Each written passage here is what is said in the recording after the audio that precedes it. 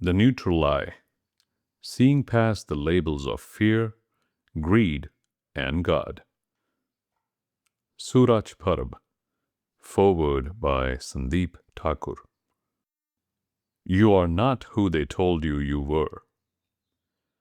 You are not your bank account, your religion, your mistakes, or your trophies.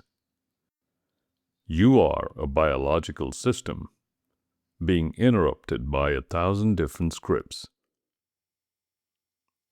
Why do we fear a God we've never met? Why do we chase a success that never satisfies? Why do we cry at funerals but stay silent during life? Suraaj Parab offers a manual for the daily debridement, the continuous clearing of the social dust that smothers our natural calling. Step out of the cage. See the world for what it is. Become nothing and find everything. The door to the cage was never locked. You just needed to stop labeling it as home.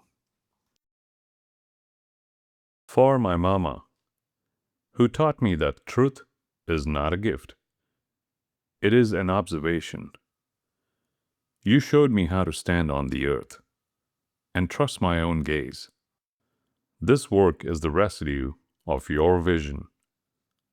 Santosh Shelar, 1966-2022. The body follows the mind follows the thoughts follow the belief. Shift the belief, and the system aligns. Suraaj Parab. Foreword by Sandeep Thakur.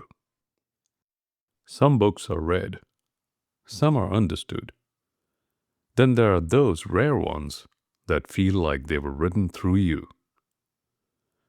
The Neutral Eye is that kind of book for me. I have known Suraaj Parab for over 15 years.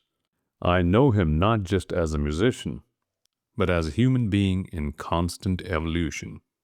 We have shared stages, music, silences, and the many unpredictable turns of life. I have seen him at his physical peak and at his most vulnerable. I have watched him rebuild himself, not once, but repeatedly, with a discipline and honesty that is rare. Suraaj is a pianist, a composer, a bassist. But beyond those labels, he's a seeker. Perhaps that is what these pages truly represent. Many describe him as an atheist. I see it differently. Suraaj isn't rejecting belief. He's questioning borrowed belief. There is depth in his thinking that defies definitions, and that depth is what you're about to experience. His journey has been anything but easy, from battling physical limitations to enduring the profound loss of his mother. Suraaj has walked through fires that test the very core of his soul. What stands out isn't the struggle.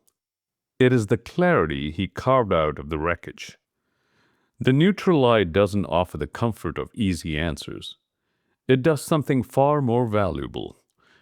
It invites you to look at your life without distortion. No labels, no inherited narratives. As I read, I often feel like I was hearing my own thoughts articulated with a precision and courage I deeply admire. It resonated with me intellectually, emotionally, and spiritually. Suraaj's first book, Her, gave us a glimpse into his inner world. With The Neutral Eye, he takes it further. He's stripping away layers, challenging perceptions, and urging you to confront your own truths. This is a no-nonsense body of work. It is dignified, sharp, and unapologetically honest. If you ever questioned your beliefs, your identity, or the noise around you, this book will speak to you. I don't recommend this lightly. I recommend it because I've lived parts of it alongside the man who wrote it. Suraaj Parab does not just write these words. He lives them. Sandeep Thakur. Prologue The weight of the gold. I sat in a room filled with 23 symbols of my own excellence. The world called them awards. My ego called them armor. To the industry, they were proof of my greatness. To my family, they were proof of my success. But through the clinical eye, they were just heavy objects reflecting light. Gold-plated mass taking up physical space in a room. I had spent 7 years chasing these labels, running on a high-speed treadmill of greed, believing that once I had accumulated enough of them, the internal muffling would stop. I thought if I was great enough, I would be finally free. I thought if the world clapped loud enough, I would finally be able to hear my own voice. But the opposite happened. The louder the applause, the more the original code was drowned out. I wasn't becoming a source. I was becoming a collection of definitions. I was Suraaj Parab, the award-winning musician. I was Suraaj Parab, the successful son. But I was no longer Suraaj Parab, the being. I saw the same pattern everywhere I looked. I saw people fighting over their egos, defending labels like they were defending their own children. I saw them ruled by the pulse of fear and the hunger of greed, completely forgetting who they were before the world told them who they should be. We are born with a natural calling, a unique, exceptional potential that doesn't require a script or a scripture. But the moment we enter the world, the labeling begins. It starts in the kitchen where a child's joy is labeled as noise. It continues in the school where curiosity is labeled as distraction. It solidifies in the temple and the office where obedience is labeled as goodness. By the time we are adults, we are walking handicaps. We are so covered in the social dust of other people's expectations that we can no longer feel the wind on our skin. We waste our lives in a temporal stutter, chasing a future success that is just another label to add to the cage. I wrote this book because I reached the end of the labels and found nothing there. I realized that the God bias and the tribe fear were just ghost stories designed to keep the herd from ever looking at the world directly. I tried to dissect how these labels get pulled on us, like a skin we never asked for.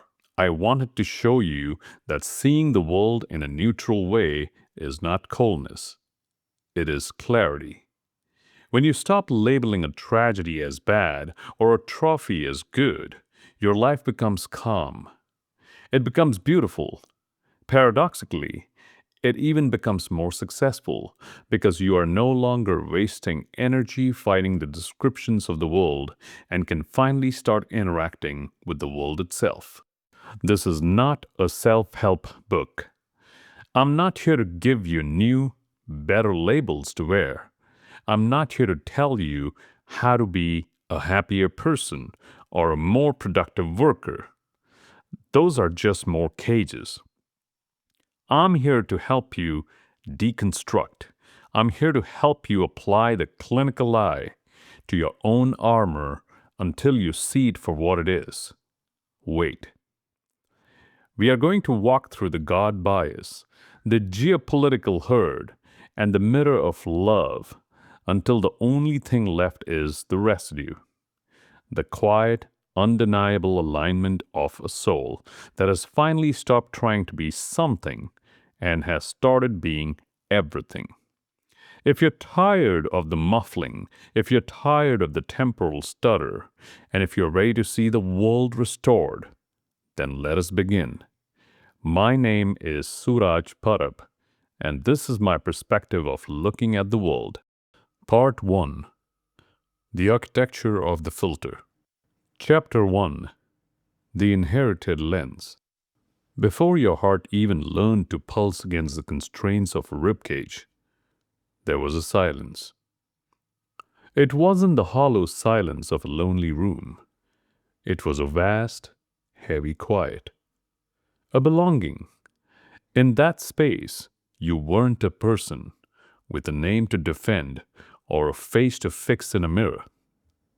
You had no language to trap your thoughts, no bitter memories to ache over. You simply were. You existed as a presence in something boundless, untouched by the frantic itch of desire or the cold shiver of fear.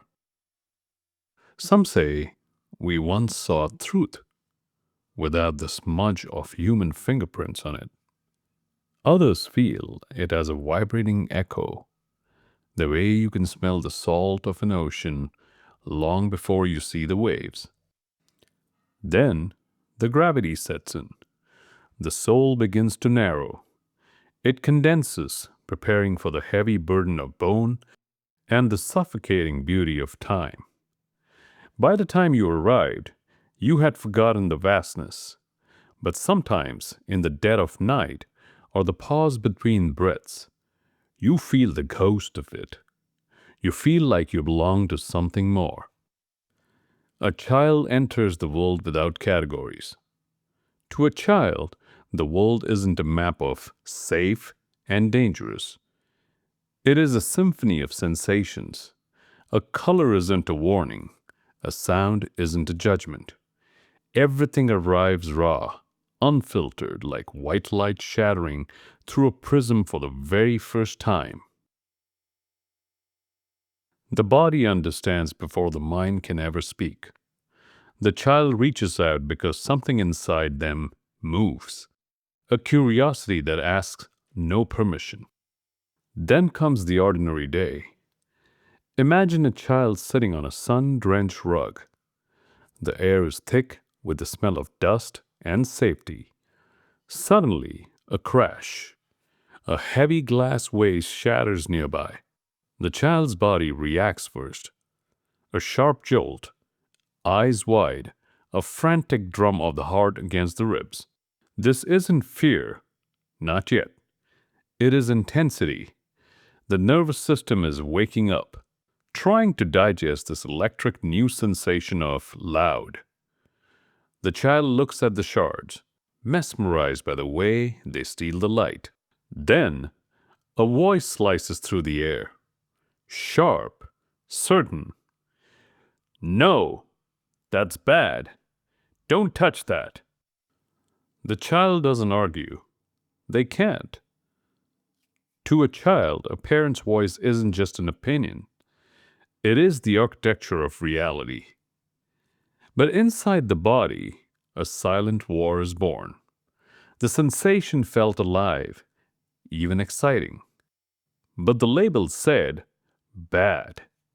In that moment, the child learns to fear their own curiosity. Before the child learns the word bad, they learn the weight of shame. Watch a toddler discover a mud puddle. To them, that mud is a miracle. It is cool, viscous, transformative. They press their palms into it, feeling the earth squeeze between their fingers. There is no dirty in their vocabulary, only texture. They are engaging with the world in its most honest form. But then the adult arrives. There is a gasp, a frantic reaching for wet wipes, a face twisted in disgust. Look at you. You are a mess. That's gross.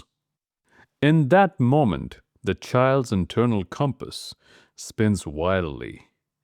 Their skin felt cool and connected to the earth, but the authority says that feeling is a transgression. This is the first coat of paint on the soul's window. The child learns that their simple joy, the tactile truth of their existence, is a source of disappointment for the people they need for survival. Slowly, the child stops touching. They start checking. They look at their hands not to see what they can create, but to see if they are clean enough to be loved. We must ask, where did the bad come from? When a parent reacts with a sharpness that seems too heavy for the moment, they aren't reacting to you. They're reacting to a shadow standing behind them. My mother was a person of immense love. Everything I am, the breath in my lungs and the path I walk, is a testament to her hard work and sacrifice. But she was a carrier. She was raised in a house where my grandfather's arrival was signaled by a terrifying silence. When his boots hit the floor, the air died. Everything went quiet because noise was a risk. She was a brilliant student, scoring 90% or higher, but in that house, a 90% was just a 10% failure. She was scolded for the silver of space between her and the topper. That pressure doesn't just disappear when you grow up. It hardens. It turned her inward. It taught her that her feelings are dangerous things that must be swallowed until they ferment and eventually explode as anger.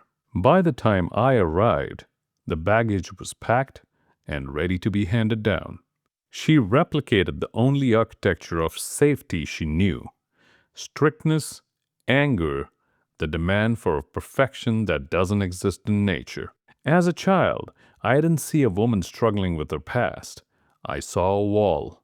I became a ghost in my own home, an introvert who weighed every thought before speaking. Terrified of the verdict, I wasn't living my life, I was navigating her trauma. Later in life, she had the grace to look back and see the wreckage. She admitted she was wrong. She saw the ghost. But by then, the inherited lens was already over my eyes. She didn't mean to infect me. She was simply breathing the only air she had ever known. We think we are being disciplined, but often we are just being trained to carry the weight our parents were too tired to hold anymore.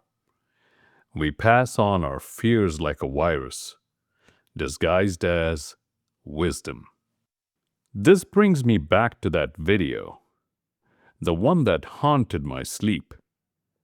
A toddler, no more than 3 years old, was sitting calmly among 3 massive pythons, 15 feet of raw muscle and scales. To any adult, this is a nightmare. Our skin crawls, our heart rate spikes. We see predator. We see death. But the child was stroking the snake's cold skin as if it were the soft fur of a puppy. There was no flinch, no hesitation. To that child, the snake was simply another is. It was a movement, a texture, a presence. At 32 years old, I watched that screen with a knot of anxiety in my stomach, waiting for the tragedy. But the tragedy had already happened to me decades ago. The child was interacting with life. I was interacting with the label. Almost 90% of humans share this bone-deep fear of snakes. We think it's natural, but that child proves it isn't. We aren't born with tags that say, fear this or love that. Those tags are pinned onto us. When we do something that defies a social norm, we are punished, physically or through the coldness of a parent's withdrawal. That action installs the label. The label becomes the wall. We don't see the snake. We see the bad we were told was there. This is how the lens is inherited. It isn't a violent takeover. It's a slow, subtle dusting. It is 1,000 small moments where the world stands between you and your experience. This is good. That is ugly. This is how a boy acts. That is wrong for a girl to feel. Each word settles over your raw experience like dust on a mirror. Slowly, the reflection grows dim. You stop trusting the jolt in your chest and start looking at the faces around you to see how you should feel. You become an expert at reading others and a stranger to yourself. We are living in Plato's cave, watching shadows on the wall and calling them real, never realizing the light is behind us. Even our identity, our very names, is an inheritance we didn't ask for. We are carrying patterns encoded in DNA and reinforced by the ghosts of our ancestors' fears. The child does not realize what is being lost because nothing is taken away suddenly. It is replaced. Experience is replaced with interpretation. Curiosity is replaced with instruction. Feeling is replaced with meaning. And slowly, almost beautifully, the child learns how to see the world, not as it is, but as it has been told to be. They become a success in the eyes of the world, but a hollow echo in their own heart. But somewhere, very deep beneath the layers of right and wrong, the first experience never truly disappears. The rawness of that sound, the quiet pull toward that color, the lack of fear for the snake, they remain untouched, like ancient cave paintings hidden behind a modern wall. They are the natural calling. They are suppressed by the pressure of family, the school, the church, and the screen. They are buried under the weight of being a good person, but they are not dead. Because before the world was explained to you, before anything was called good or bad, you did not see through a lens. You simply saw. And the work of your life, the true philosophy, is not to learn more labels, but to start peeling them off until you can see that way again. We are born with eyes, but we are raised with filters. The first tragedy of a life is learning to name a thing before you've actually seen it. Chapter 2: The Gravity of Certainty.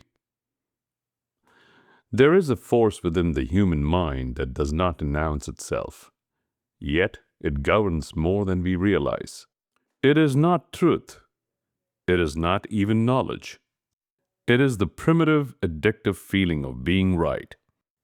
Long before a thought becomes a belief, and long after evidence begins to fracture it, there exists a quiet attachment, a tightening around an idea that says, this is how things are. Not because it has been tested, but because it has been repeated until it feels like skin. Certainty is not born from clarity. It is born from familiarity. The brain does not seek truth in the way we imagine. It seeks stability. Within its neutral pathways, patterns are rewarded not for being accurate, but for being consistent. Every time a belief is reinforced, a subtle hit of dopamine follows. A release, a settling, a momentary quieting of the world's chaos. To be right is not just to understand. To be right is to feel safe. And so, when a contradiction appears, it does not arrive as a neutral event. It arrives as an intruder. Something tightens in the solar plexus before the mind can even find the words to argue. The breath hitches.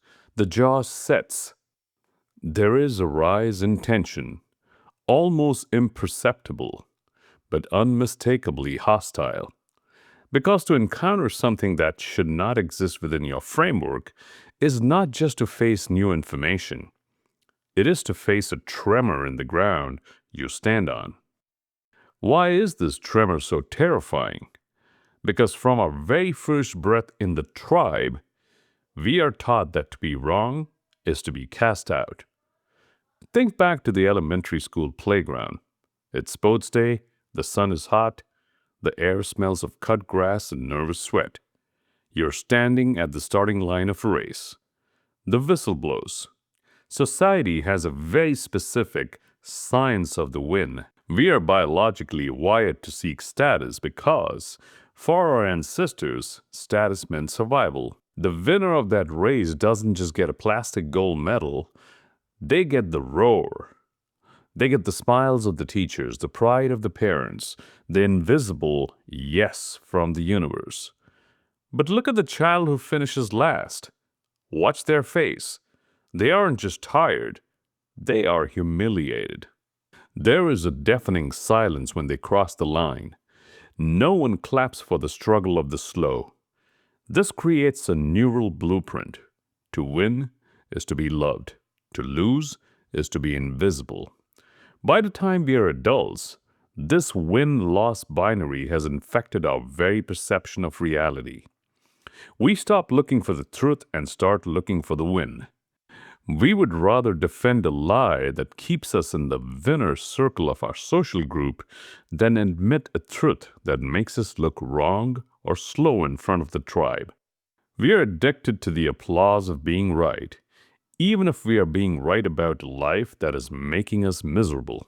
We often talk about truth as if it's a destination we are all trying to reach, but in reality, most of us are running away from it. In the film The Matrix, there is a moment that has become a modern myth. Morpheus offers the hero, Neo, a choice. 2 pills, one blue, one red. The blue pill is the return to the comfortable illusion. The red pill is the descent into the harsh, cold reality. I believe every person in this world already knows the solution to their deepest problems. We aren't looking for answers. We are looking for an escape from the discomfort of the answer. Most of us choose the blue pill. We decide to live comfortably in a lie rather than suffer in the truth. For 21 years of my life, I lived in the blue pill. I was morbidly obese. I weighed 146 kilograms. My waist stretching to 42 inches. Every morning I woke up in a body that was a physical manifestation of my refusal to see the truth.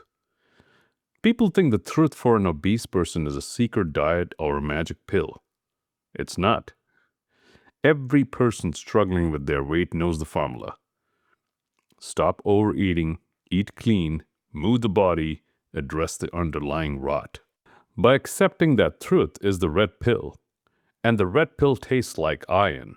When I finally decided I didn't want to live that lie anymore, my life became uncomfortable as hell. For years, I was in a cage match with my own biology. I would pull my hair out in frustration, the animal inside me screaming to eat, while the soul inside me whispered to stop. I had to stop choosing the lie of, I'm fine, to embrace the agony of, I'm changing. But we must be honest. The world is designed to make the red pill as hard to swallow as possible. We live in a comfort trap. Everywhere you look, there's a blue pill being sold to you. It's in the infinite scroll of your phone that numbs the anxiety of your own thoughts. It's in the highly palatable processed food that spikes your dopamine so you don't have to feel your own emptiness. It is in the entertainment that allows you to live vicariously through others because your own life feels too heavy to carry. The comfort trap is a billion-dollar industry. It is the anesthetic of the modern soul. If you feel that internal friction, the restlessness that tells you something is wrong, the world tells you to fix it with a purchase, a pill, or a distraction. It tells you that discomfort is a glitch to be deleted. But that discomfort isn't a glitch. It is your soul's last attempt to wake you up. It is the friction of the red pill trying to break through. When you choose comfort over truth, you aren't just relaxing. You are sedating the only part of you that can actually change your life. You are choosing a slow, cushioned death over a sharp, painful awakening. The mind resists this awakening instinctively. It doesn't always scream no. Sometimes it uses quieter, more sinister tools. Reinterpretation, dismissal, distortion. We don't always reject the evidence directly. Instead, we bend it. We reshape the facts just enough so they can fit into the rusted cage of what we already believe. We do this because accepting the truth fully would require something far more violent than updating a thought. It would require undoing. And undoing is not a cognitive act. It is a physical one. It feels like tearing a muscle. There's a friction that emerges when reality and belief refuse to align. One part of the mind sees the truth. Another part refuses to let go of the lie. This is the gravity of certainty, a pull so strong it bends the very light of perception until the line between what is happening and what we think is happening disappears. Yet, beneath the rigid fortress of winning and being right, something quieter survives. There is a faint, overlooked space in the mind that can still observe without judging. A space where the experience hasn't been named yet, hasn't been forced to behave. To step into that space requires a different kind of strength. Not the strength to defend what you know, but the willingness to stand naked without it. To feel the tension of being wrong and not rush to resolve it. To see the world without needing to be right about it. Because beyond the gravity of certainty, beyond the walls we build to feel safe, there is something far less stable, but far more real. Certainty is not a strength. It is a weight. We anchor ourselves to a single truth because we are terrified of the tide, forgetting that a heart made of stone can only sink. Part 2. The Three Great Distortions. Chapter 3. The Pulse of Fear. Before a belief becomes a cage, before a boundary is drawn and defended with a snarl, there is something far more primitive at work. Fear. Not the loud cinematic fear that arrives in moments of visible danger. I'm talking about the quiet, constant pulse. The kind that hums in the background of your life like a refrigerator you've stopped noticing until the room goes silent. Fear does not ask for your permission, and it certainly doesn't wait for clarity. It marks you first and explains itself later. In the beginning, it's just a sensation, a slight nagging hitch in the center of your chest, a shortening of breath that never quite reaches the basement of your belly. You feel a subtle contraction, a bracing in the shoulders, as if your body is preparing for a blow that never lands. There is no visible threat, no immediate harm, and yet the body behaves as if something is always about to happen. Over time, this sensation begins to organize itself. It searches for objects, for explanations, for somewhere to attach its presence. Because a feeling without a reason is a ghost you can't fight. But a feeling with a label becomes manageable. So the mind provides one. Outside is unsafe, change is risky, movement is dangerous. The world is divided quietly not through direct experience, but through the primal need to contain this constant tension. And so, a space is created. Not visibly, not physically at first, but undeniably real. A boundary. Inside, there's a familiarity. Predictability. Control. Outside, there is uncertainty, the unknown, exposure. We like to think ourselves as logical beings, navigating life through a series of calculated risks. We aren't. We are simpler than that. Almost every decision we make, who we talk to, where we go, what we dare to dream, is a reaction to a software installed in us before we could even walk. It starts with the skinned knee and a voice from above. Think back to the first time you tried to run. You were small, the world was vast, and your legs were shaky but eager. You fell. The pavement was cold and unforgiving. In that moment, you weren't afraid. You were just hurt. There is a vital difference. Pain is a physical fact, but fear is an interpretation. Then came the voice of love, sharp, panicked, and heavy with the weight of, "I told you so. I told you not to run. Look what happened. See? This is what happens when you don't listen." In that second, the lesson wasn't, "Be careful." The lesson was, the world is a trap. Our parents, in their desperate need to keep us breathing, accidentally teach us to stop living. They wrap us in the bubble wrap of their own anxieties.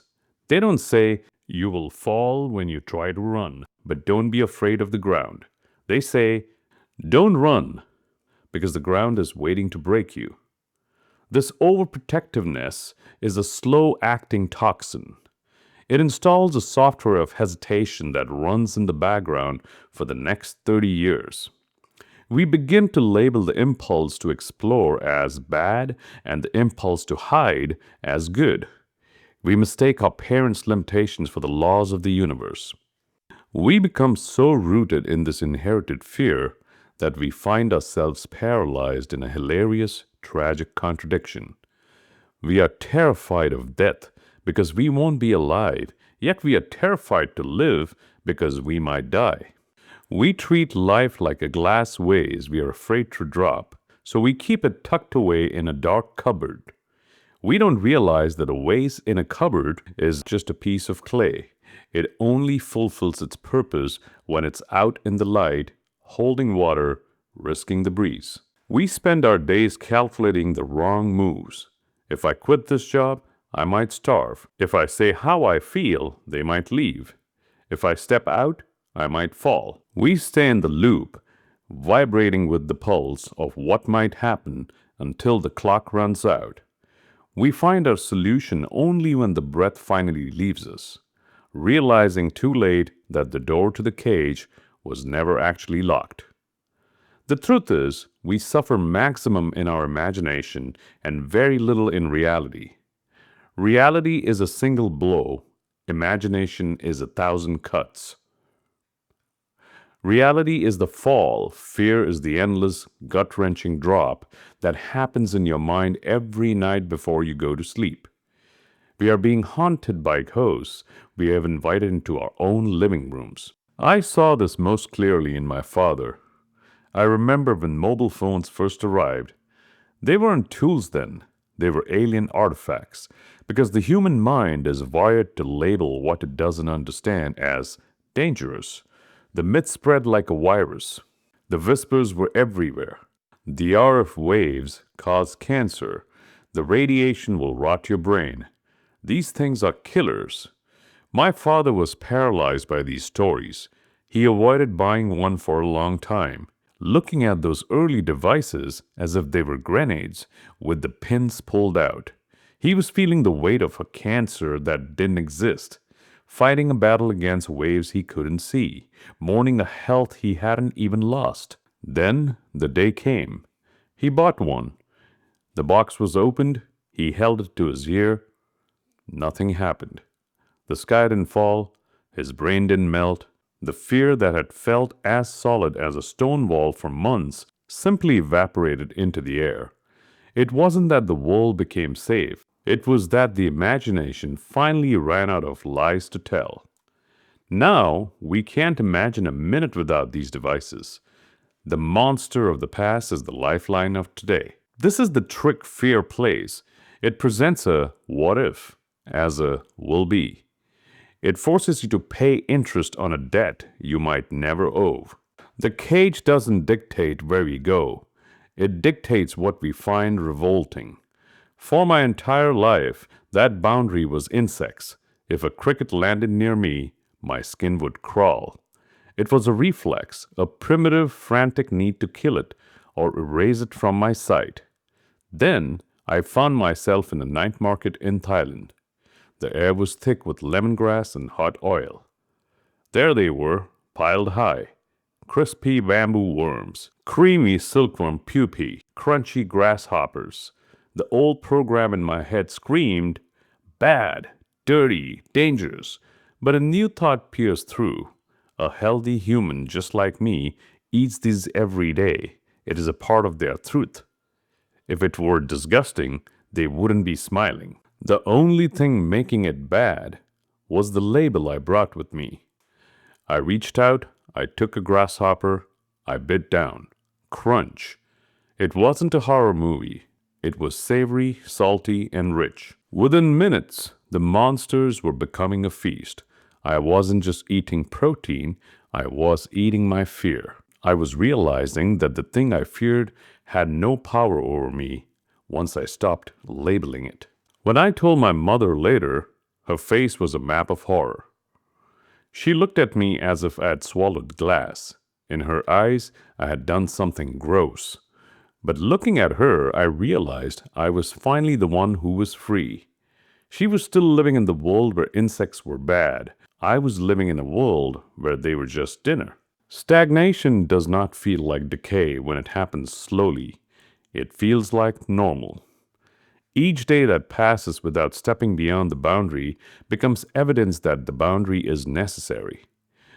The absence of immediate danger is not seen as neutrality, but as validation. Nothing bad happened today because nothing was risked. And so, the cage strengthens. Not through bars, but through repetition. Fear no longer feels like a reaction. It feels like the truth. There are moments, however, brief and almost imperceptible, where something shifts. A quiet awareness that the boundary may not be as absolute as it seems.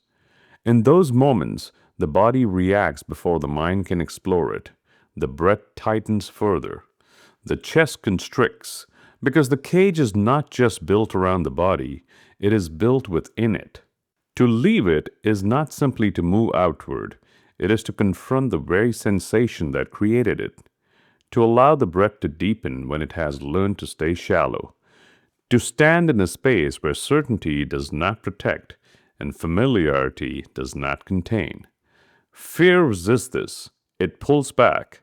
It contracts. It reminds. Stay here. This is safe. Even when the safety begins to resemble stillness, and stillness begins to resemble absence. Don't be fearful of falling. You will fall when you try to run.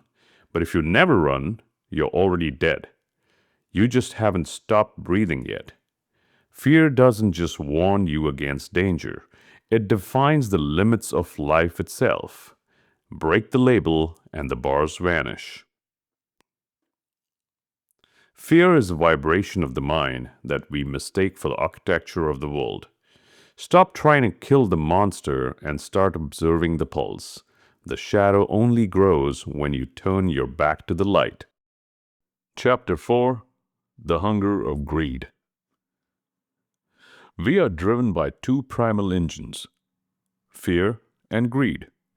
In our world of labels, we often cast fear as the villain and greed as the ambition that builds civilizations.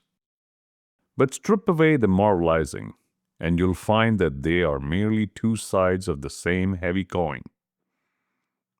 The coin of attachment. Fear is the greed for safety. It is the desperate clutching desire to keep things exactly as they are. But greed? Greed is the fear of arrival. It is the terror that if we stop reaching, we will cease to exist. We trade our wings for a sturdy cage and call it a good deal, never realizing that the cage is empty because we aren't even truly inside it. We are already halfway down the road, chasing a shadow of who we think we should become. 2,000 years ago, the Roman philosopher Seneca looked at the bustling streets of Rome, a city obsessed with conquest, gold, and legacy, and saw the same sickness we carry today. He wrote to his friend Lucilius about a specific kind of madness, strenua inertia. It translates to restless idleness or busy doing nothing. It describes the man who is always in a hurry, always getting ahead, but who never actually goes anywhere because his soul is not present for the journey. Seneca observed the Roman elite, men who conquered provinces but could not sit still in a quiet room. He realized that a man who has little but wants nothing more is truly wealthy, while the man who has a palace but is already sketching the blueprints for his next villa is a beggar. Greed is not the desire to have, it is the inability to arrive. When we are possessed by this hunger, our senses begin to dull from underuse. We become like those Romans and their banquets, chewing on peacock tongues and honeyed wine while their minds were already at the next political appointment. They chewed, but they did not taste. They won, but they did not feel. They were displaced. They were ghosts in their own triumphs. I see my own face in Seneca's mirror. For 7 years, I was a citizen of that restless Rome. I was a man possessed by the next. In that span, I won 23 prestigious international awards. I became a voting member of the Grammys.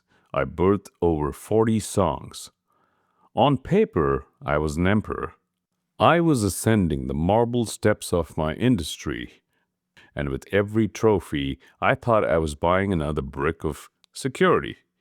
I thought that if I could just stack enough gold on the shelf, the pulse of fear from chapter 3 would finally stop. But the hunger of greed is a master of disguise. It told me I was working for my family. It told me I was writing music to find a muse, to find someone to love with my whole heart. I was chasing the idea of love, projecting it onto future melodies and distant horizons. I was treating my life like a draft, thinking the final version would start once I reached the summit. This is what the Stoics call the leaning soul. Greed creates a temporal stutter, a refusal to let the foot land fully on the ground because the eyes are already scouting the next step. We treat the current moment like a disposable wrapper that must be torn away to get to the prize inside. But life is not the prize inside the wrapper. Life is the tearing. When you spend 7 years tearing away the moments to get to the trophies, you wake up to find you have a shelf full of gold and a trash can full of lived experiences. You have become a billionaire of possibility and a beggar of presence. I was winning, but I was not living. Imagine the Roman general returning from a campaign. He has the gold, he has the slaves, he has the laurel wreath pressed against his brow. But when he returns to his villa, the rooms are silent. The people he conquered for are gone.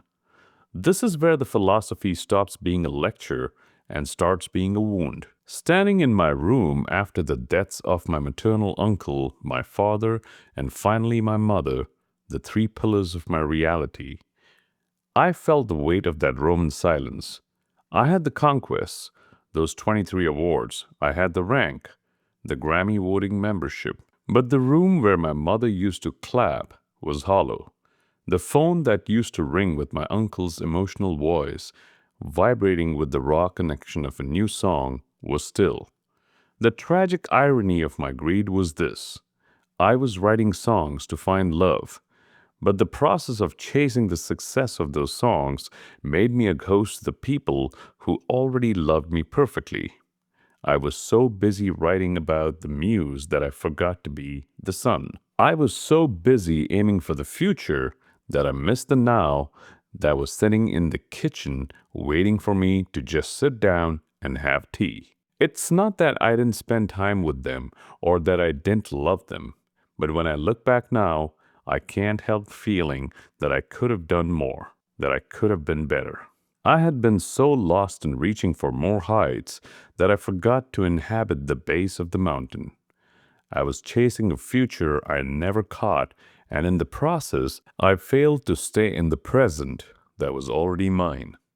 There is a subtle violence in constant ambition. It is a violence against the self. To be perpetually leaning forward is to tell your current self that you're not enough. It is a quiet, persistent rejection of the man sitting in the chair right now. Seneca argued that the greatest obstacle to living is expectancy, which hangs upon tomorrow and loses today. Every time I sat in my studio, obsessing over a lyric, not for the pure joy of the vibration, but for the validation it might bring, I was committing a microaggression against my own peace. I was telling my mother's applause, "Your love is beautiful, but I need the world's love to feel real." I was labeling the present as insufficient and the future as salvation.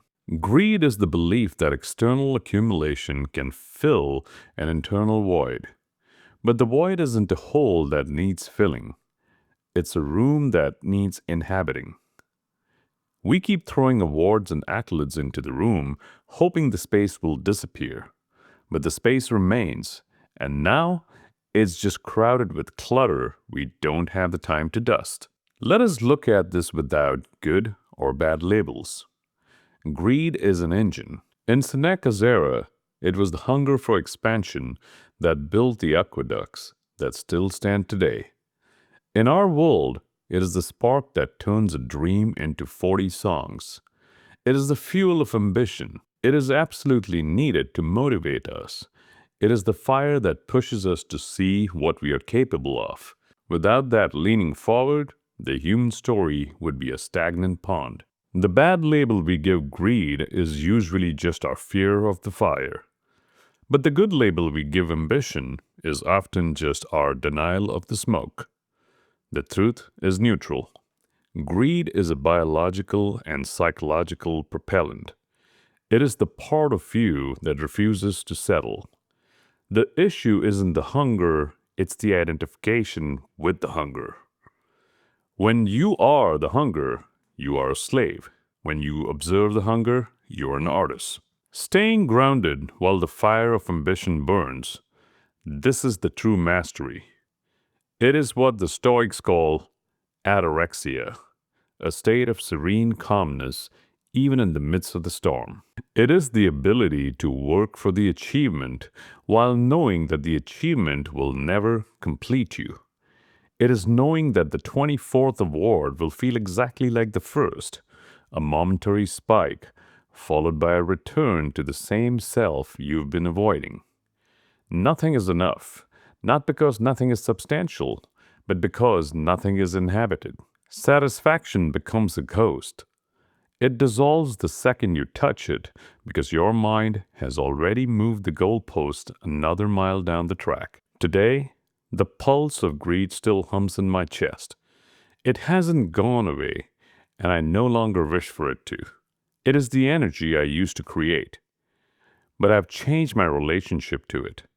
When I feel that pressure behind my eyes, the leaning forward that wants to skip over the current song to see how it'll be received, I stop. I look at the walls of my studio. I remember the clap that is no longer there. I remember the phone call that'll never come again. I realize that the future I was chasing is a ghost, and the only thing that has any flavor at all is the note I'm playing right now. Greed is the fuel, but presence is the destination.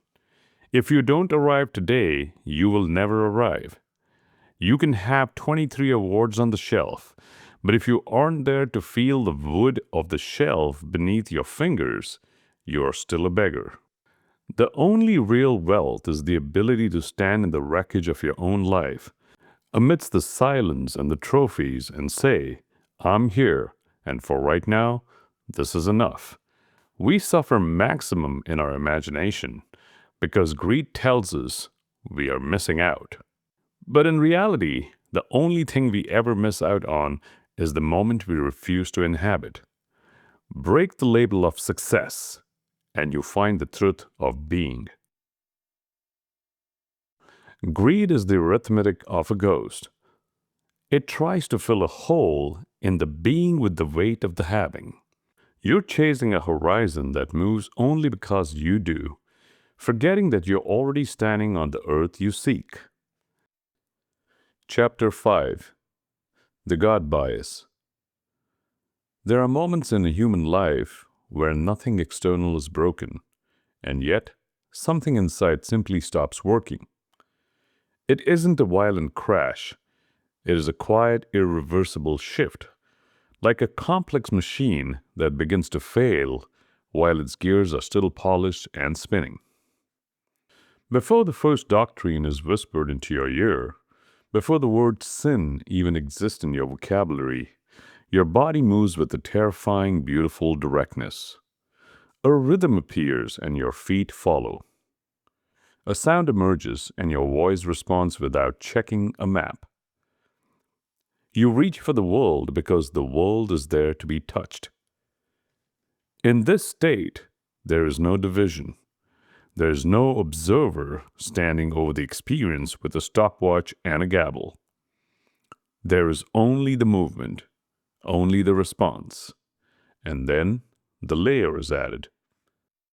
This new layer doesn't originate from your nerves or your gut. It sits over the body. It is a voice that carries authority not because it is felt, but because it is believed. It is the God bias. It is the internal judge that walks into the room of your soul and begins slapping labels on everything that moves. This is pure. That is wrong. This is allowed. That is forbidden.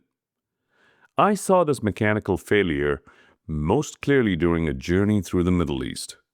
I met a woman who was by every natural metric a masterpiece of elegance and grace. Her walk, her talk, everything about her moved with a rhythm that felt ancient and honest. We began to lean into each other.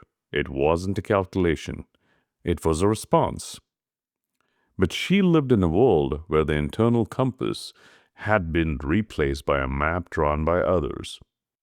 She was a daughter of a rigid doctrine, and I was a son of the wind.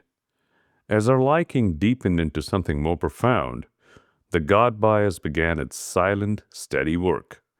Her heart was calling for me, but her ears were ringing with the sound of forbidden. For 10 months, I tried to show her the world outside of her don'ts. I watched her slowly begin to trust her own will. She tried things she had been told were sinful, small joys, simple freedoms, and her body responded with delight. In those moments, the system aligned, the breath deepened, the chest opened. She was, for a fraction of time, undivided. But the God bias does not leave its subjects easily. It waits for the moment of truth to reassert its grip. When the time came to bring our reality into the light, to tell her family, the interruption arrived. Her sister didn't ask what I did for a living or how I treated people. She asked the only question the script allowed. Do you think our Father will accept this? It is not according to the scriptures. In that single sentence, 10 months of shared breath, shared laughter, and shared truth were tossed into the dustbin. It didn't take a year of contemplation. It took a single minute of fear. She repented instantly, not because she had done something wrong, but because she was terrified.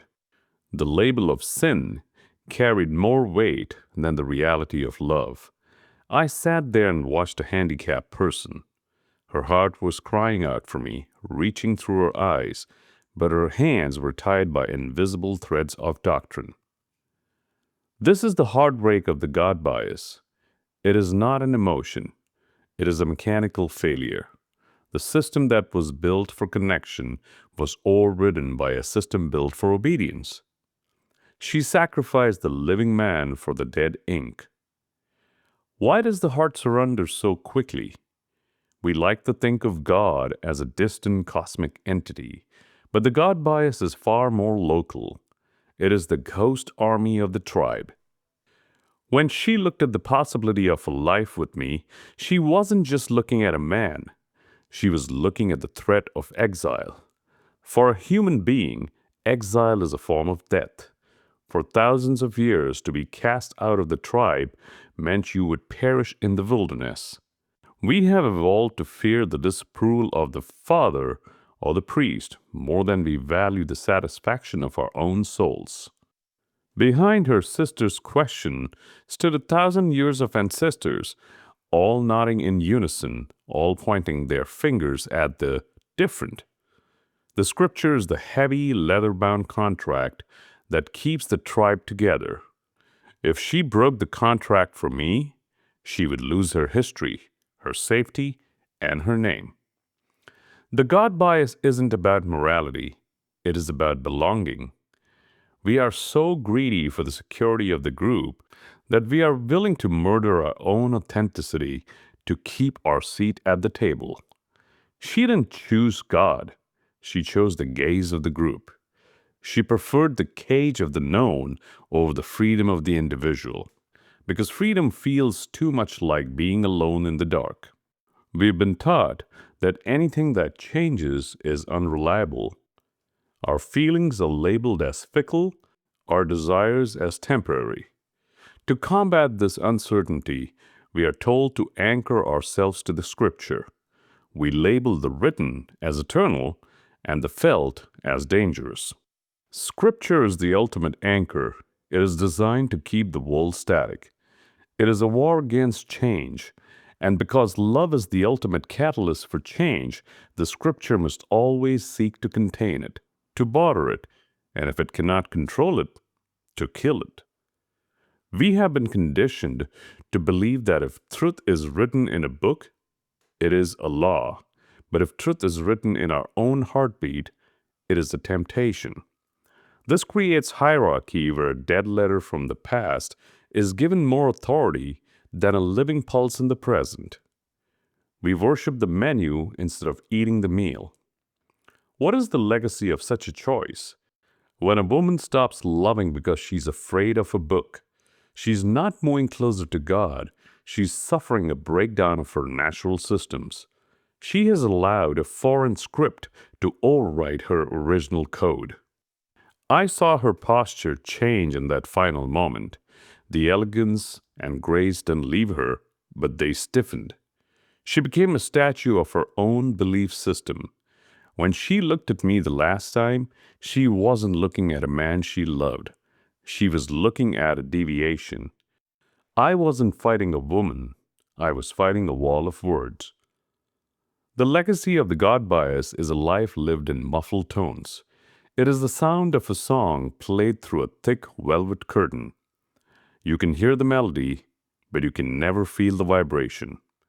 After she left, I felt the residue of that choice in my own music. I began to ask myself, am I writing this song to be good, the label, or am I writing it to be true, the reality? I realized that we all carry a handicapped version of ourselves, a version that has been told that its natural signals are bad. We spend our lives correcting our beauty until it's unrecognizable. In the no-label world, there is no different religion. There is only the frequency of one human being meeting another. She wasn't choosing God over me. She was choosing a label of God or the experience of God. If the divine is anything, it is the flow of life, the unconflicted rhythm of the heart, the grace of an elegant walk. By choosing the script, she didn't move closer to the sacred. She moved away from the only sacred thing we actually have, the truth of the present moment. When you lose trust in your own sensation, you don't just lose your partner. You lose the connection to the self that was never divided to begin with. You become a ghost haunting your own ribcage, waiting for a permission that will never come from a voice that was never yours to begin with.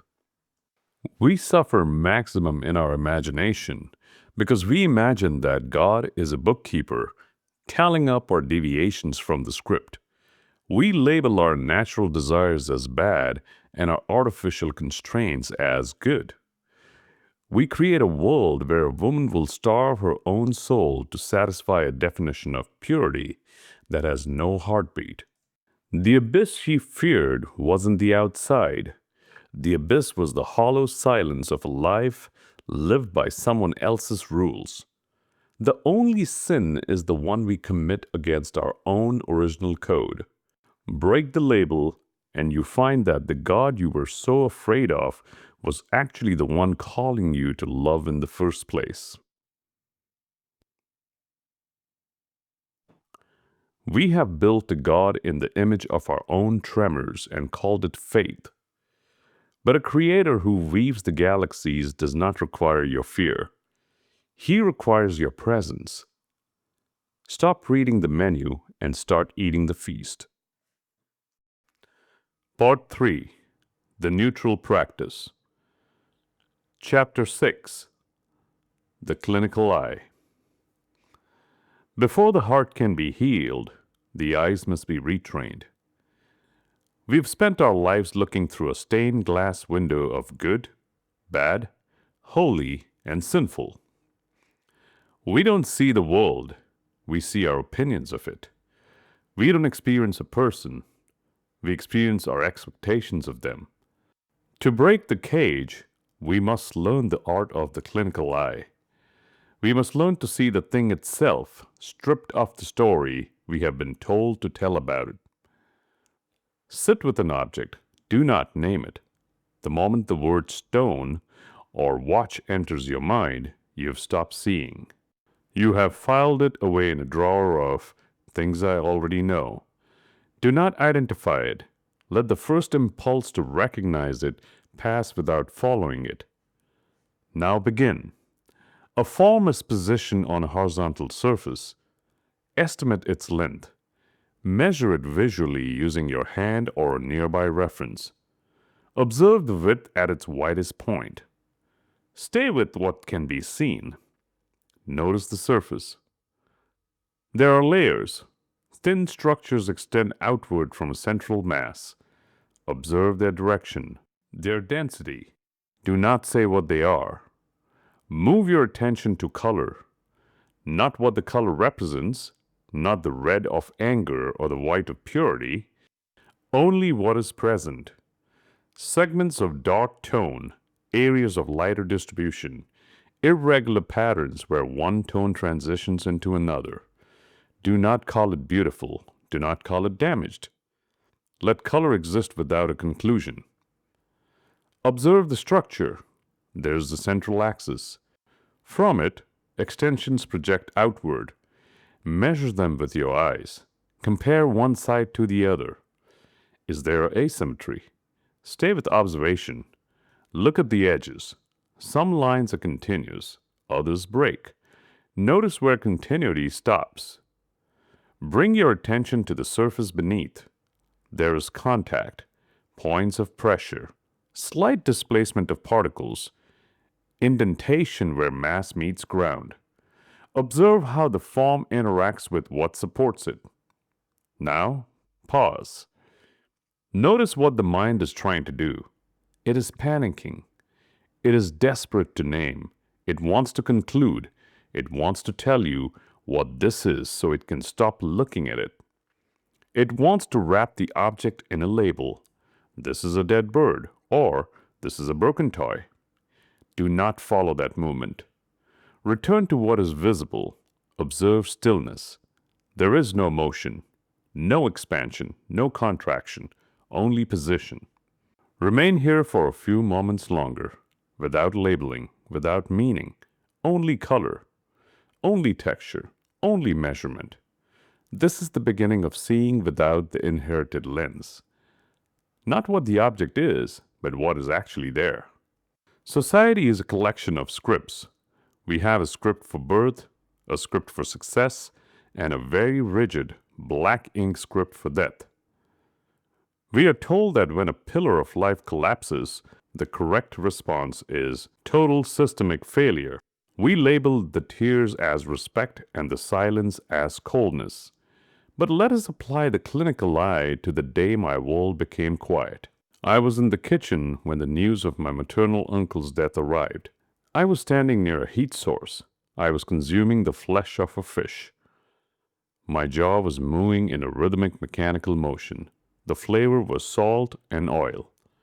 A phone call arrived, a series of sound waves carrying information. The heart has stopped. The breath has ceased. Mass has become still. For the world, the label would be, he was eating fish while his uncle died. How heartless. But through the clinical eye, there is no heartlessness. There is only a biological body requiring fuel and another biological body reaching the end of its duration. The fish was still a fish. The hunger was still a hunger. The death was a fact, not a disruption of the laws of physics. When my mother died, the woman whose applause once defined my world, I performed the last rites. I moved my limbs. I spoke the words. I handled the remains. I did not hide from the reality of the dust. And then I went home. I ate biryani. I lay down on a horizontal surface and I slept. To the God bias of society, this is a sin. I saw the narrowed eyes of the mourners. I heard the hushed whispers of people who had spent months ignoring her while she was alive, but who were now performing a symphony of grief. They looked at my normal behavior and projected their own fear onto me. They needed me to be broken so they could feel good. Foreheads wrinkled, eyes damp, mouths turned downward in a scripted arc.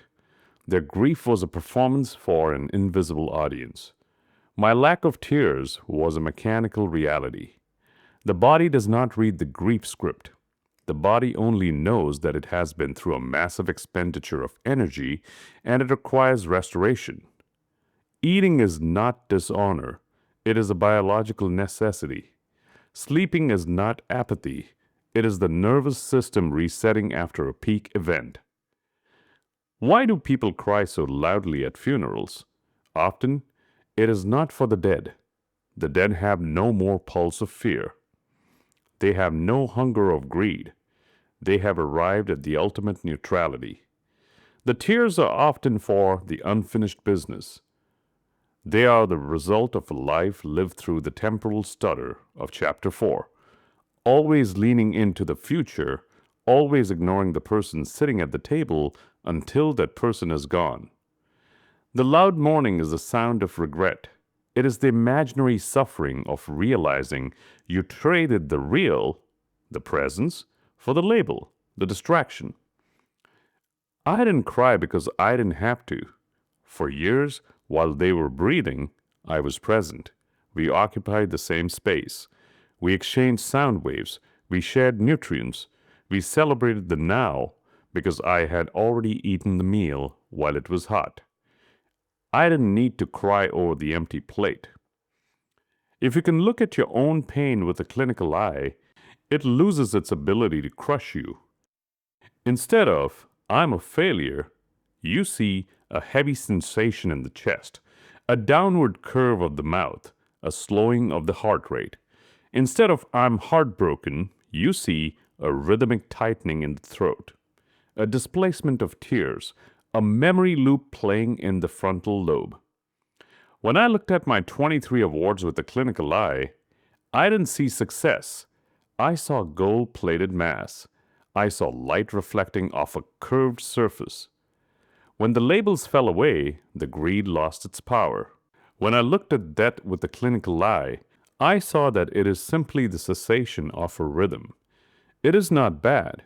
It is an inevitable segment of a continuous line. I allowed my parents to leave peacefully. I didn't tether them to the earth with the greed of my own mourning. I let the form become still, and I let my own form continue its movement. Now what the object means, but what is actually there. This is the only way out of the cage, to see the bars not as evil, but as vertical lines of iron. Once they are just lines, you can begin to find the space between them.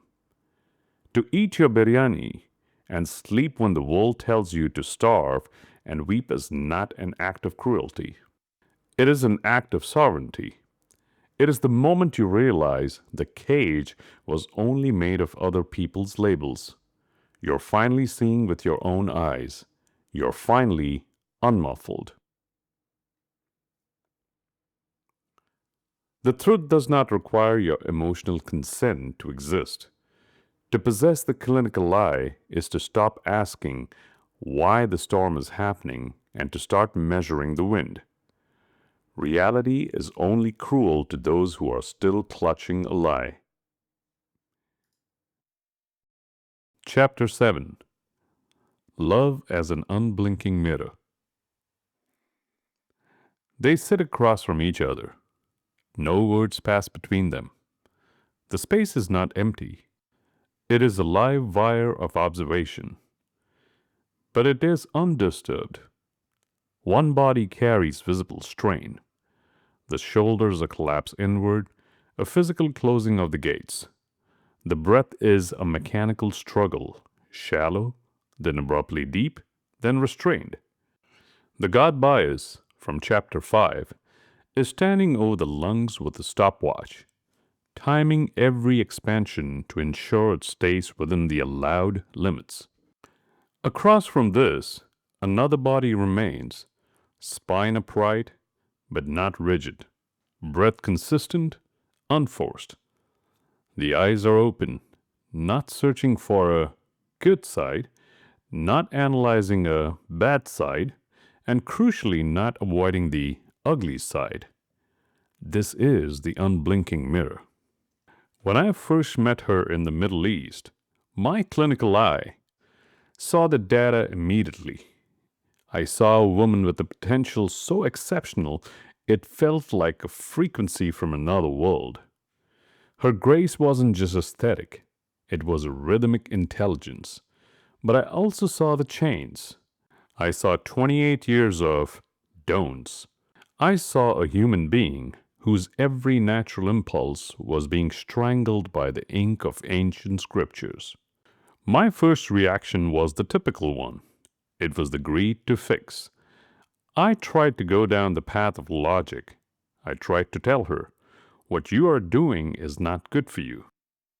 This doctrine is a cage. You're wasting your life. But look at the mechanics of that interaction. By telling her she was wrong, I was just becoming another version of her father. I was another man with a script telling her how to exist. My values were better in my eyes, but to her soul, I was just another source of pressure. I was leaning forward, trying to reshape her, and in response, she did what every caged thing does. She stiffened. I was trying to enlighten her, but I was actually just competing for the position of her jailer. True enlightenment is not the addition of new information. It is the subtraction of interference. As Khalil Gibran suggests, the soul does not walk upon a line, neither does it grow like a reed. The soul unfolds itself like a lotus of countless petals. When we try to save someone by imposing our own ideology, we are essentially trying to pull the petals open with our fingers. We destroy the bloom in our haste to see the flower. I realized that 28 years of reinforcement cannot be undone by an argument. You cannot talk a person out of a prison they believe is a sanctuary. The only way to dissolve a label is to provide a reality that contradicts it. I had to stop being a teacher and start being a space. I stopped the corrective talk. I stopped the ideology. Instead, I became the mirror. I invited her to experience the forbidden. I didn't tell her it was good. I simply allowed it to be present. At first, the resistance was massive. The god bias screamed in her ears. She refused. She recoiled. She looked at the don'ts as if they were pits of fire.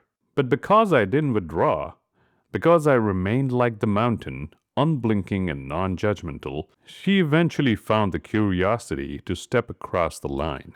She began to experience the things, her book called Sin, she tasted the freedoms she had been taught were dark. And then, the internal revolution occurred. The body recognized the truth. The moment she felt the joy of a forbidden experience, the label sin lost its mass. It became a hollow word. Her perspective didn't broaden because I gave her a lecture.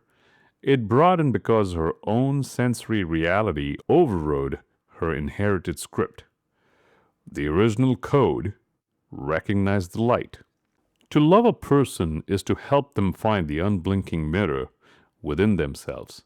Every soul is born with a natural calling, a unique gift, a specific sound that is meant to contribute to the symphony of existence.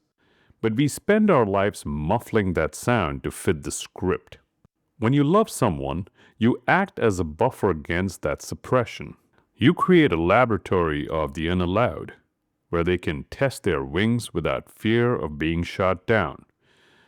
You aren't fixing them, you're simply removing the weights from their ankles. In that room of stillness, when I sat with her, I wasn't looking at her flaws. I was looking at her potential. I was seeing the asymmetry of her life and refusing to call it a problem. I was providing the silence necessary for her suppressed gifts to stir. Nothing was solved by my words, but everything was allowed by my presence. This is the ultimate form of love. It is a presence that does not blink, even when what it sees has been called broken by the rest of the world. Society tells us to avoid the broken or to pity them or to fix them. But the no-label partner knows that brokenness is just a label for transformation.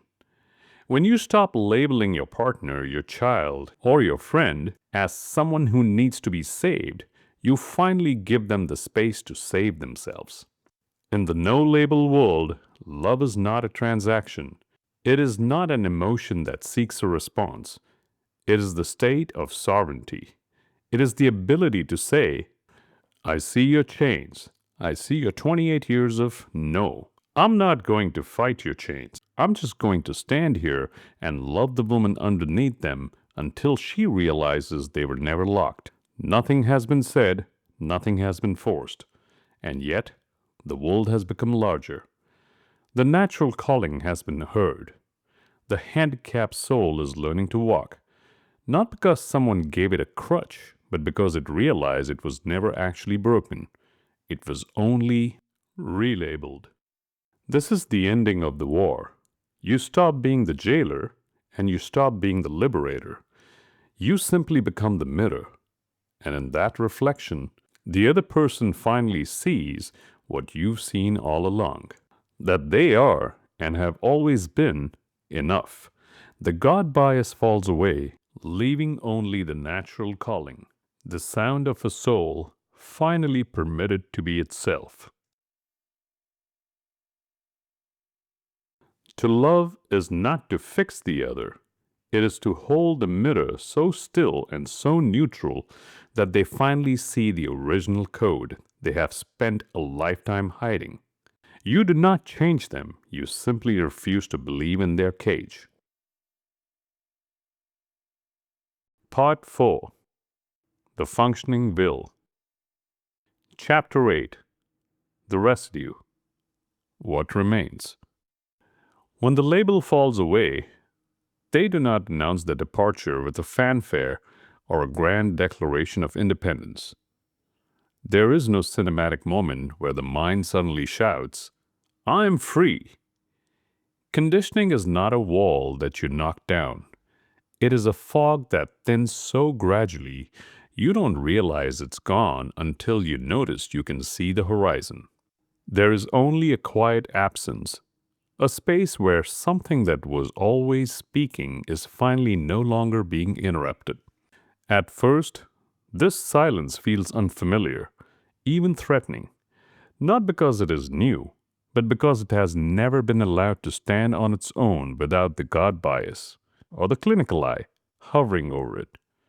There is no instruction attached to this silence, no approval waiting at the end, no consequence shaping its direction. There is only a movement. It begins in the body, not as a thought, not as a decision, but as a subtle magnetic pull. If your attention is still searching for meaning or purpose, you will miss it. This movement does not explain itself. It does not justify its existence to your intellect. It simply leans in a direction. The body responds before the mind can organize a defense. The breath changes, not because you're practicing a technique, but because the lungs have finally been given the space they didn't know they needed. Observe the shift in posture. It isn't corrected by a therapist or a coach. It is aligned by nature. The spine lengthens without effort. The shoulders drop without a mental instruction to relax. The muscles engage not from tension, but from participation. This is the first sign of the residue, the absence of friction. In your 23 award climb, every moment was friction. You were pushing against the world, pushing against your own fatigue, pushing for the next height. But in the residue, the movement follows a path of zero resistance. The hands begin to do something. Perhaps they reach for the keys to the piano, or they begin to cook a meal, or they simply rest. Not because they should, but because they are already moving. For years, my brain functioned like a high-speed processor programmed for one task: optimization. Whenever someone I loved shared something with me, a fear, a dream, a simple observation, my mind would immediately switch into mode. Before they could even finish their sentence, I was already 3 steps ahead calculating. What is wrong here? What is the solution? How can I repair this? I labeled their words as problems and my intervention as love. But in reality, I wasn't listening. I was greedily reaching for a conclusion. I was a fixer who was too busy building a bridge to realize that the person just wanted to stand in the river with me. The residue is what remains when that fixer finally dies. Now, when I sit with a loved one, I don't hunt for answers. I don't try to find the correct response. I just listen. I absorb. I learn.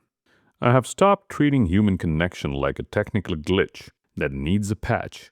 I treat it like a frequency to be tuned into. Most of our life's greatest work does not come from grinding or hustling. It comes when you learn to stay calm, silent, and idle. Society labels doing nothing as laziness. It labels silence as awkwardness. But through the clinical eye, we see that doing nothing is the most active state of the brain. When you stop judging, stop fixing, and stop labeling, your brain opens in 1,000 different directions at once. A simple talk with a loved one, met with an empty mind, can become a doorway to a new universe of thought. But for that to happen, you must learn to think nothing. You must become the unblinking mirror for yourself. In my studio now, the air feels different.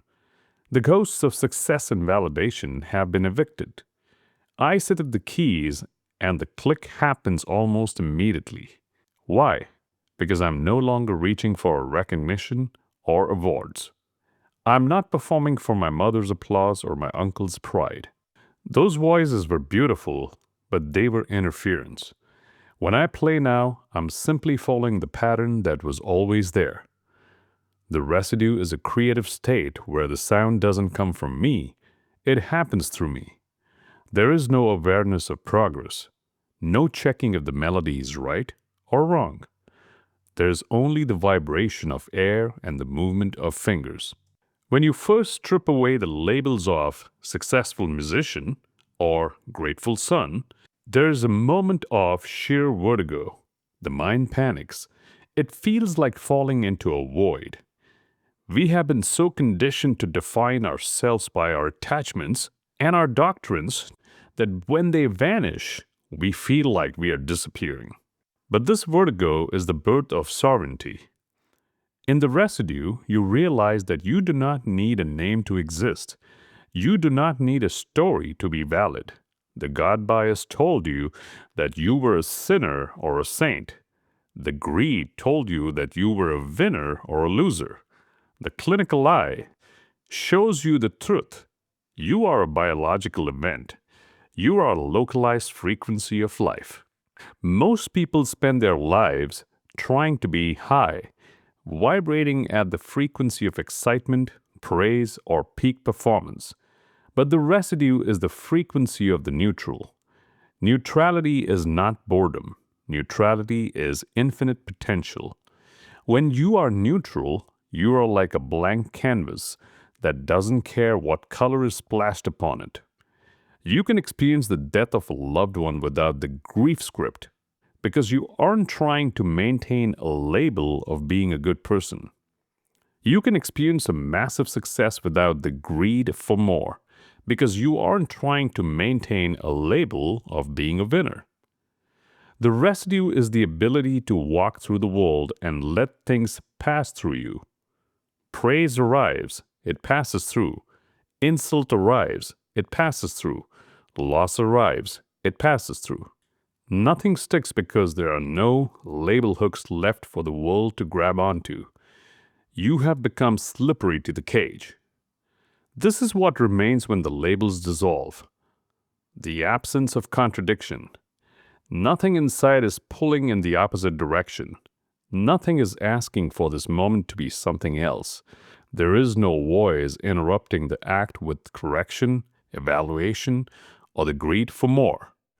If you're eating biryani after a death, eat. If you're sitting in silence with a partner, listen. If you're writing a song that'll never be heard, play. To live in the residue is to finally inhabit your own life. You realize that the cage was never made of iron bars. It was made of the description of the bars. Fear was just a name for a biological tightening. Greed was just a name for a temporal displacement. Sin was just a name for an ancestral rule. Once you stop describing them, you find that there is nothing to solve. There is only the original code, a system that is already perfect in its neutrality. You don't need to be good. You don't need to be successful. You don't even need to be happy. You only need to be present. The journey of no labels is not a journey toward a destination. It is a journey of arrival in the now. It is the realization that the cage was a ghost. The fear was a phantom. The greed was a shadow. And the labels were just ink on a map that had nothing to do with the actual land. Now I sit in my studio, the air is still. The keyboard is under my fingers. A loved one is speaking in the next room. I'm not a fixer. I'm not a winner. I'm not a sinner. I'm just the doing. I'm just the listening. I'm just the being. Nothing has been added. Nothing has been removed. The interference has stopped. And for the first time in my life, I'm not reaching for the next. I'm finally, undeniably here.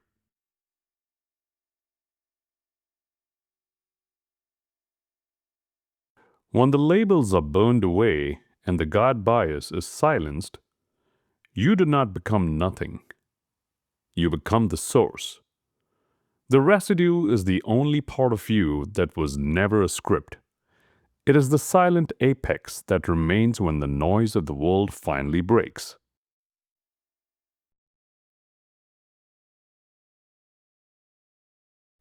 Chapter 9.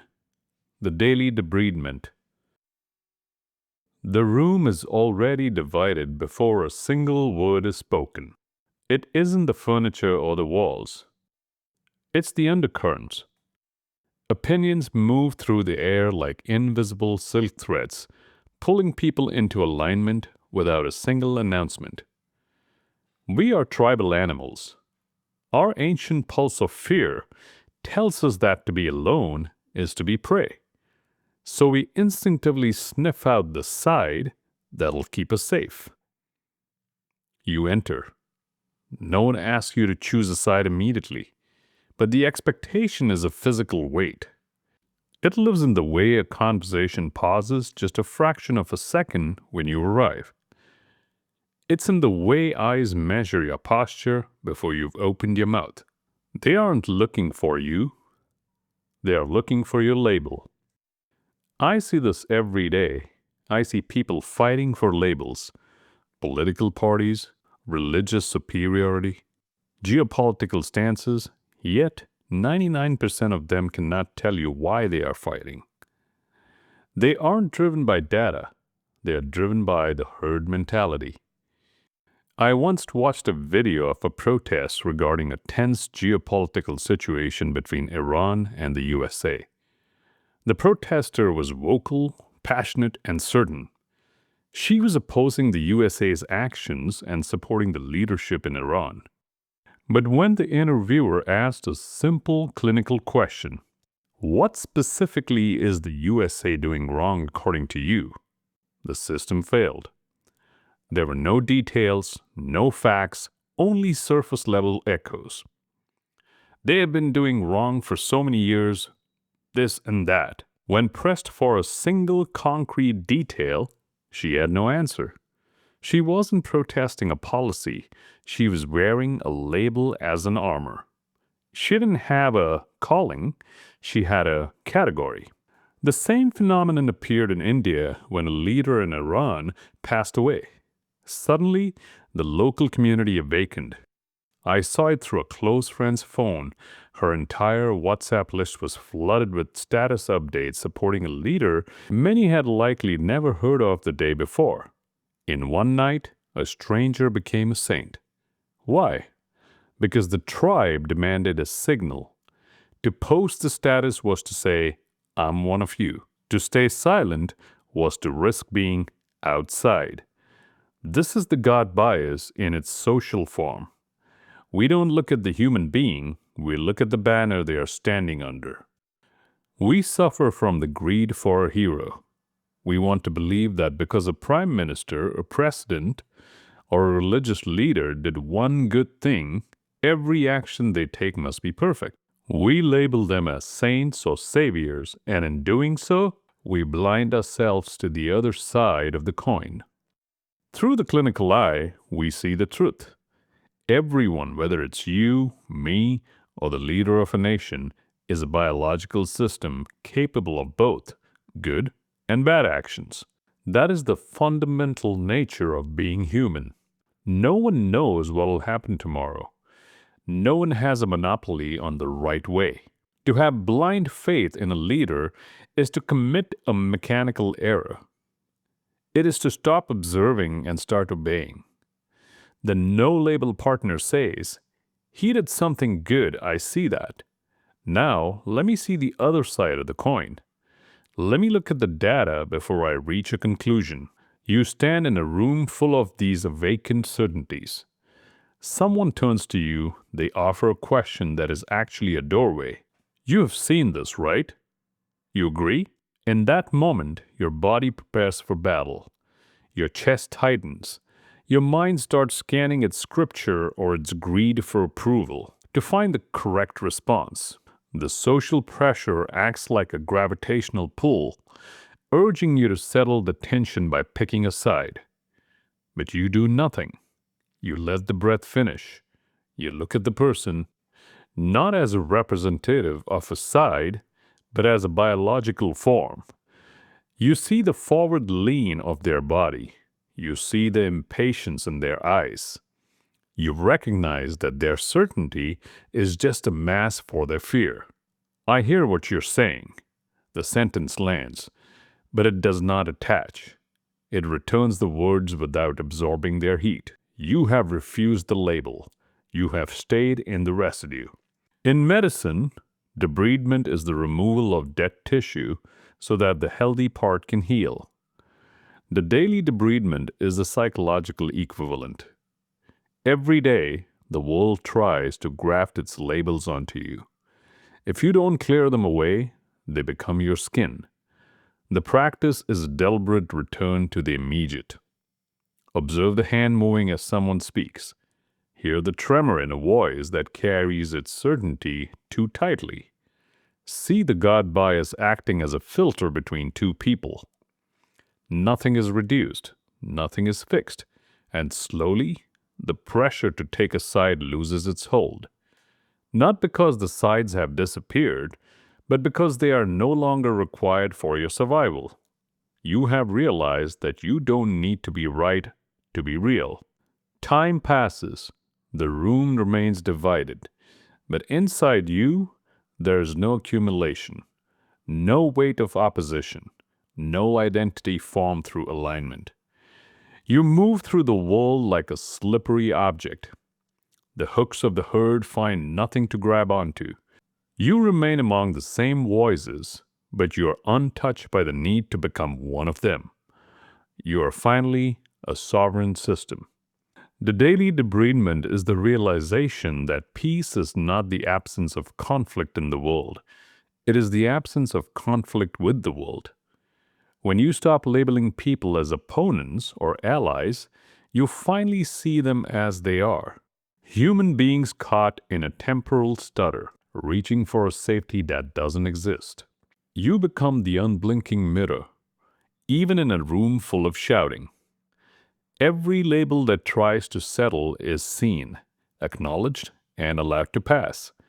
What remains is only the residue, the quiet, undeniable alignment of a soul that has finally stopped fighting for a side and started living for the now.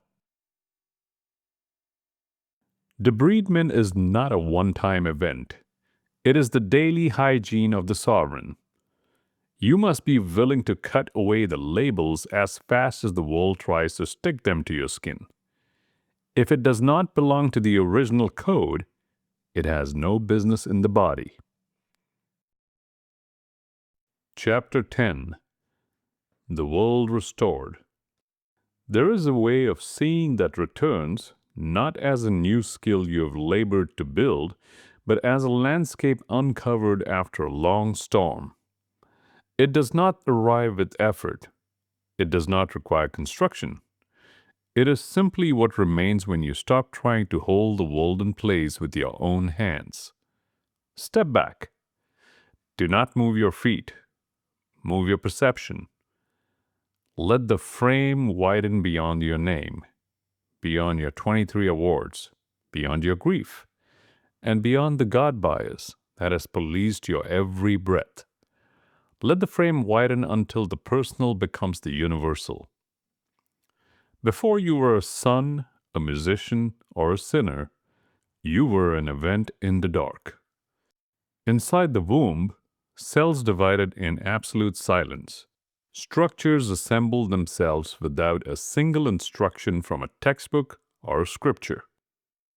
Your heart began to move, a rhythmic thump established without your permission and without your help. This was the original code in its purest state. Breath entered your lungs, not as a decision, but as a biological event. Growth did not announce itself. It accumulated. Your bones lengthened, your skin stretched, and your neural pathways strengthened through the simple repetition of being alive. Sensation eventually became interpretation, and interpretation became the identity that you spend the next few decades trying to protect. You attached a name to this biological miracle and began to treat the miracle like a business that needed to be successful. Alongside this formation, the breakdown was already present. This is the truth the pulse of fear tries to hide. Decay is not an ending that happens later. It is a process that is happening now. Cells replace themselves, structures weaken and rebuild. Nothing holds its shape permanently. What we label as stable is actually a state of constant, frantic change. When you look at your life through the clinical eye, you see that you aren't a fixed object trying to avoid death. You are a flow that is death and birth happening simultaneously. Step back further. Observe the movement of bodies across the surface of the earth. Some move fast, driven by the hunger of greed. Some move slow, weighted down by grief. Some are rising, some are falling. But from this height, no single movement exists in isolation. Each is a part of a larger pattern that does not center around you. A leaf unfolds, holds its shape briefly, and then returns to the ground. A building is constructed, used, abandoned, and reclaimed by the elements. A sound, perhaps one of your 40 songs, is made, heard, and eventually forgotten. Nothing in nature resists its own transition. The leaf does not scream when it turns brown. The stars do not panic when they collapse. Only the human mind, armed with its labels of good and bad, resists the flow of the universe. Step further still. The very ground beneath you, which you labeled as solid, is rearranging itself over eons. Layers move beneath layers. The stars above hold their positions relative to each other, then drift. Patterns emerge, dissolve, and re-emerge in different arrangements. Cycles repeat, not exactly, but continuously. The motion of the universe does not pause for your approval. It does not ask to be understood. It does not require meaning. Within all of this, there is awareness. Not as something separate from what is seen, not as a soul that is trapped in a body, but as the very condition that allows anything to be seen at all. Birth occurs. Decay occurs. Movement continues. Nothing is outside of this. There is no God bias standing apart to control it. The need to define begins to loosen here, not because definitions are wrong, but because they are unnecessary. What is does not require your agreement. When you reach this perspective, there is no position left to defend. There is no identity to stabilize. There is no belief that must be protected from contradiction because you have realized that you are the contradiction. You are a body breathing, not as my breath, but as breath occurring. You are a vibration of air, not as my music, but as sound passing through space. You are a thought appearing, holding briefly and dissolving. Everything is happening without needing to be held, and in that realization, something settles. It isn't the excitement of chapter 4 or the repentance of chapter 5. It is the absence of tension, because nothing is being resisted, nothing needs to be secured. You aren't pushing the bad away or pulling the good closer. You have stopped being a fixer and started being a witness. The world does not change when you drop your labels. Birth continues, decay continues. The geopolitical fighting you saw in chapter 9 continues. The stars move as they always have, but your relationship to it has become still. There is nothing to defend because there is nothing separate enough to require defense. You are the mountain, you're the weather, and you're the valley all at once. This is the ultimate no-label truth. You aren't a person in a world, you're the world experiencing itself through a person. This is the quiet, unshakable peace, not the peace of a good deal, but the peace of sovereignty. You see the continuous unfolding of life without interference. You see the crickets, the awards, the empty room, and the Middle Eastern woman, and you don't call them tragedies or triumphs. You call them present. You have returned to the original code. The interference has stopped. The God bias is silent. And in that silence, for the first time, you are truly, undeniably, and perfectly restored.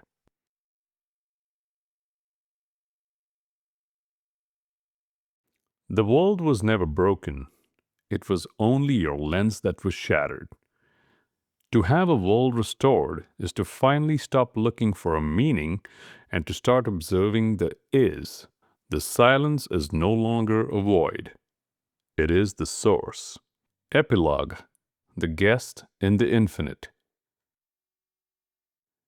I have spent my life watching the world tremble. I have seen men and women tear each other apart over egos built on shadows and false beliefs. I have seen them cower before things that do not exist in the physical world, but only in the ink of ancient pages. Because I wanted to understand the source of this trembling, I read them all. I sat with the Quran, the Bible, and the Gita. I walked through the corridors of the world's major scriptures, and what I found at the center of nearly every temple was a dual-headed monster: the fear to live and the fear to die. Fear thy God, fear his wrath, fear the afterlife. We have been sold a version of the divine that functions like a celestial debt collector. But let us apply the clinical eye to this concept. I'm not saying God does not exist. Look at the complexity of a single cell or the rotation of a galaxy. There is undeniably a source, a creator, an original code. But look at a position. We are the apex of the food chain, the most complex biological systems on this planet. Why would a creator capable of weaving the laws of physics require the cowering fear of his own creation? A father does not want his children to live in terror of his belt. He wants them to walk with the grace of their own potential. The God bias is not a divine truth. It is a human tool used to keep the herd in line. In our pursuit of greed, fear, and religious validation, we have committed the ultimate crime. We have forgotten our natural calling. We have become so obsessed with the labels of being a success or a pious follower that we have muffled the unique frequency we were born to emit. We try to make ourselves larger than life. We want our names on buildings, our faces on screens, and our 23 awards on the mantle. We want to be something, but let us look at the cosmic math of who we actually are. I'm a man born in a small part of Mumbai. Mumbai is a speck in the state of Maharashtra. Maharashtra is a fraction of India. India is one piece of the Asian continent. Asia is a segment of the Earth. Earth is a pebble in the solar system. The solar system is one of billions in a single galaxy. The galaxy is one of trillions in the observable universe. So who am I? Through the clinical eye, I am nothing. You are nothing. We are a microscopic flash of awareness in an infinite dark. This is not a depressing thought. It is the most liberating realization a human can have. If you are nothing, then the weight of being perfect is gone. If you are nothing, then the God bias has no one to punish. If you are nothing, the fear of failure has no target to hit. We are guests in this world. We arrived without an invitation, and we will leave without a choice. We do not know if our duration is 80 years or 80 minutes. When you realize you're a guest, your relationship to greed and fear changes. They are no longer your enemies. They are simply the weather of a biological system. You don't try to kill your fear. You learn to control the rudder while the wind blows. The goal of this book was to show you how to stop seeing the world through the distortion of labels. When you remove the pious label, the successful label, and the failure label, what is left is your natural calling. This is the gift you were born with, the original code, that was suppressed by the kitchen shouting and the scripture reading of your youth. Find that calling. Use the techniques of the clinical eye and the daily debridement to scrape away the social rust until the metal shines again. People spend their lives wishing for more time because they haven't spent their seconds correctly. They cry at funerals because they lived through a temporal stutter, never truly being present for the meal or the conversation. Make every second count, not by hustling or grinding, but by being. When you believe in the nothingness of your ego and the allness of your natural calling, you become capable of creating unbelievable things. You will write the music, build the life, and share the love that you never imagined possible. Not because you're trying to be great, but because you've stopped trying to be anything other than what you are. The labels are gone. The interference has stopped. The God bias has been replaced by the unblinking mirror. Walk out of your door today and look at the trees. the traffic, and the strangers. Don't name them, don't judge them, just see them. And in that seeing, you will realize that the world restored was never outside of you. It was waiting for you to stop labeling it so it could finally speak.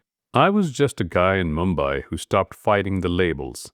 Now, I'm just a guest who's enjoying the stay. Follow your calling. Trust the silence. You're already free. Dedicated to her, who is still muffled by fear, driven by the greed for safety, and blinded by the God bias of her ancestors. May these words act as the blade that clears the lens, until the cage dissolves and your natural calling takes flight. About the author. Suraaj Parab is a student of the clinical eye. After a career defined by the pursuit of external resonance, earning 23 international awards and a voting membership in the Recording Academy, he began the process of daily debridement to find the original code beneath the noise of success. As a composer, bassist, and author, Suraj's work serves as a sanctuary, a neutral space where the Indian classical tradition meets a global, cross-continental soundscape. Based in Mumbai, he creates in Spanish, Arabic, and Marathi, treating music and literature not as products, but as observations of the human condition. His mastery of the unspoken word is recognized by world-class innovators. Endorsements: Nordstrand Audio and NS Design. Collaborations: award-winning projects with maestros like Hamid Saidi. Honors: Global Music Awards, John Lennon Songwriting Contest finalist. Having deconstructed the need for certainty and the God bias, Suraj now offers his work as an invitation to pause, observe the data of existence, and return to the infinite.